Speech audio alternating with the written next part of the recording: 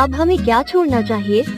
जब मैं 12 साल का था, मेरी माँ मुझे अकेला छोड़कर किसी काम से बाहर चली गई। उसके जाने के तुरंत बाद दरवाजे की घंटी बजी। यह अजीब था क्योंकि हम एक पहाड़ी पर रहते थे और हमारे सिर्फ 2 पड़ोसी थे। हम सब अपने आप में ही रहते थे और हमारे घर पर कोई भी अनजान मेहमान नहीं आता था। कुछ तस्वीरों के फ्रेम सही जगह पर रखे होने के कारण मैं बिना देखे दरवाजे के बाहर देख सकता था। मैंने बाहर देखा तो एक जवान आदमी था जिसे मैं पहचान नहीं पाया। उसने टी शर्ट और जीन्स पहन रखी थी और उसे कुछ अजीब सा लग रहा था, इसलिए मैंने उसे अनदेखा किया और उसके जाने का इंतजार किया, लेकिन वो नहीं गया। वो वहीं रुक गया और फिर से धूम्रपान करने लगा। यह एक सुनसान पहाड़ी है। मैं अकेला था और अब मुझे डर लगने लगा। मैं छिप गया और माँ का इंतजार करने लगा, लेकिन वो चली गई। मुझे कुछ काम थे और मैं उस आदमी को देखे बिना फोन नहीं लगा सकता था। जब मैं ये समझने की कोशिश कर रहा था कि क्या करूं, तभी मेरी माँ घर आ गई। वो दौड़कर आई और पूछा कि क्या मैं ठीक हूँ। जाहिर तौर पर उसे अचानक घर जाने की इच्छा हुई। उसने अभी तक अपना पहला काम भी नहीं किया था, लेकिन तुरंत वापस मुड़ गई। हमारे आंगन में उस आदमी को ढूंढा और उससे पूछा कि उसे क्या चाहिए। मुझे लगता है कि उसने किसी को ढूंढने या कुछ ऐसा ही कहने के बारे में कुछ कहा और मेरी माँ ने उसे जाने के लिए कहा। वो बहुत अजीब हरकतें कर रहा था और मेरी माँ को परेशान कर रहा था। मुझे आज तक नहीं पता कि वो क्या चाहता था और मुझे नहीं पता कि मेरी माँ को घर आने का कैसे पता चला।